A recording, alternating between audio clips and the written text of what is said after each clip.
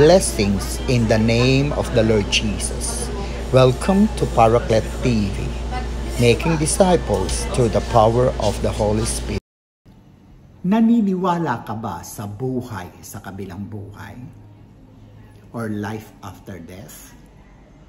Saan ka pupunta sa kabilang buhay? Siguraduhin mo. Ang ating magiging teksto ay ang taong mayaman at ni Lazaro. Matatagpuan ito sa Lucas Kapitulo 16, verses 19 to 31. Lahat ng mga bagay dito sa lupa ay may katapusan. Tingnan natin ang mga katotohanan. Ang buhay ng tao sa mundo ay may katapusan sa pamamagitan ng parabola ng mayaman pati na ni Lazarus mula sa aklat ng Lucas o tatlong katotohanan. Una, there is life after physical death. May katapusan ang buhay sa lupa. Ikalawang katotohanan na pwede nating matutunan sa kasaysayan ng mayamang tao pati na ni Lazaro, walang katapusan ang buhay pagkatapos ng buhay sa lupa. Makikita natin dito sa kasaysayan yung kaibahan ng pinuntahan ng taong mayaman pati na ni Lazaro pagkayari ng buhay nila dito sa lupa. Na yung lalaking mayaman ay naroon sa dako ng paghihirap. Ang tawag po doon ng Hebreo ay Sheol, sa Greek po ay Hades. Si Lazaro naman ay naroon sa tabi ni Abraham na ang tawag naman doon ay Abraham bosom or paradise. Nasa ibaba yung lugar na pinuntahan ng taong mayaman dahil nung siya ay tumingala, nakita niya naman si Lazaro sa tabi ni Amang Abraham. So ang lugar ng Sheol o Hades ay tunay na may iba't ibang compartments o iba't ibang lugar. Sa itaas ay naroon yung paradise o yung lugar ni Abraham at pinuntahan ni Lazarus, at doon naman sa ibaba ay mayroon ding lugar na kung saan naroon yung taong mayaman at yung siya ay nasa dakong paghihirap. Makikita natin sa kasaysayang ito na ang kwentong ito ay nangyari bago pa siya ipako doon sa krus at tubusin ang kasalanan ng tao. Sa Sheol o sa Hades ay magkahiwalay lang ang compartment ng mga taong matutuwid at ng mga taong hindi matutuwid.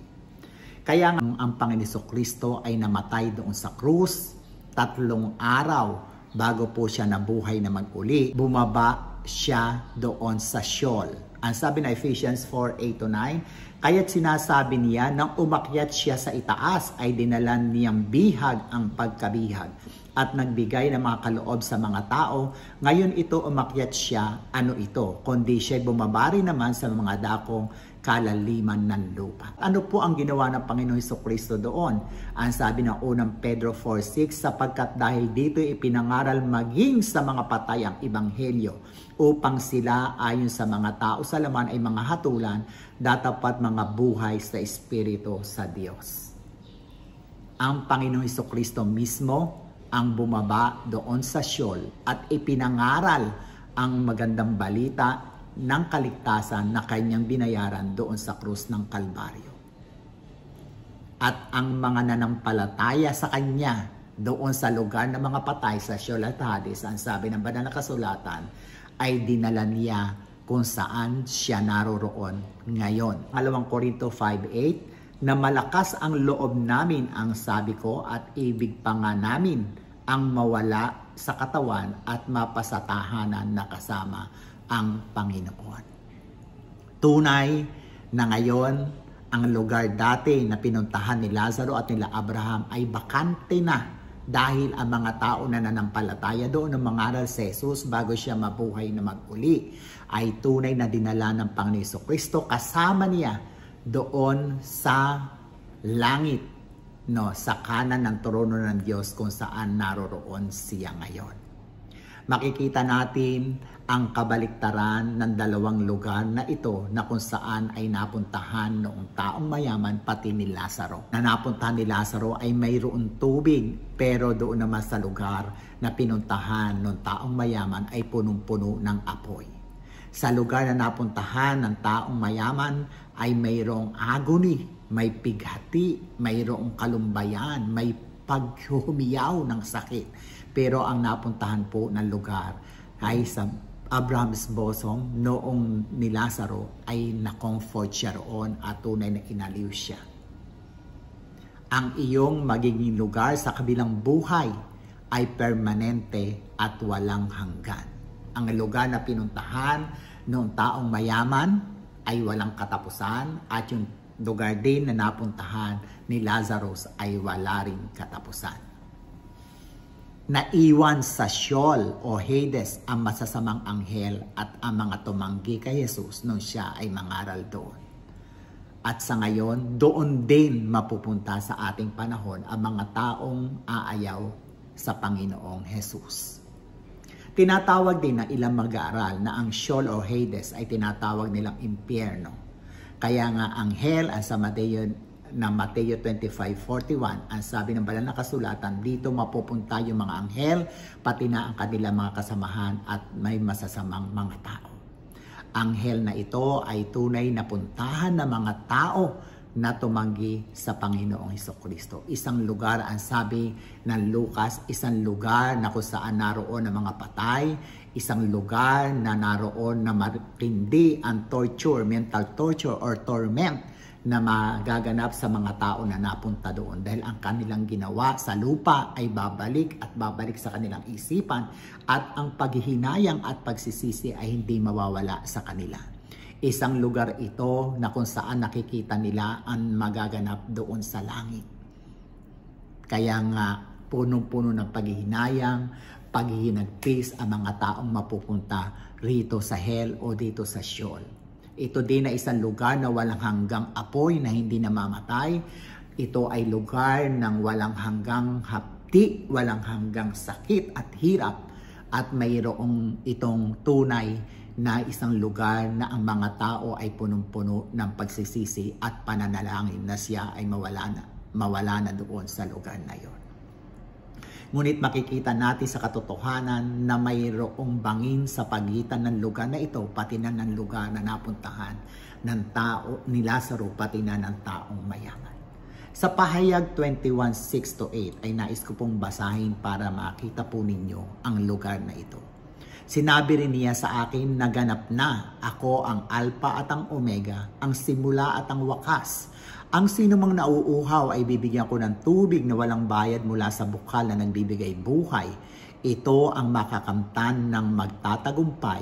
Ako'y magiging Diyos niya at siya na may magiging anak ko. Purihin ang Panginoon.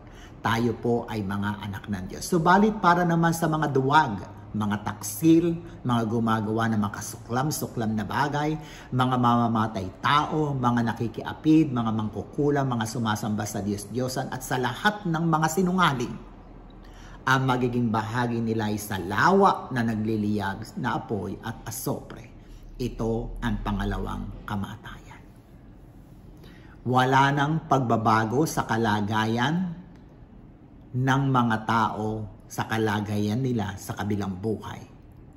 Kung ikaw ay mapunta sa Hades, di ka na pwedeng maalis doon hanggang dumating ang dakilang paghukom at ikaw ay madala sa ikalawang kamatayan, ang impyerno.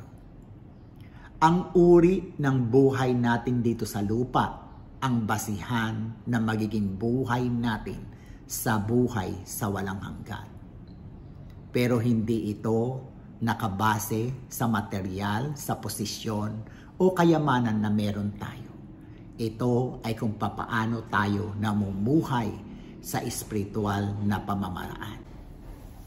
Unang katotohanan na ating natutunan sa istorya ni Lazaro, pati na ng taong mayaman, may katapusan ang buhay sa lupa.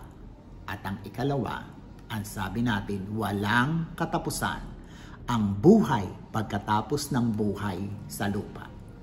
At ang ikatlo na matututunan po natin dito, paano ba tayo mag-i-enjoy sa buhay na walang katapusan pagkatapos ng buhay sa lupa? Sa teksto po na ating pinag-aaralan, ang taong mayaman sa dako ng paghihirap ay naalala ang kanyang 5 pang kapatid na katulad niya.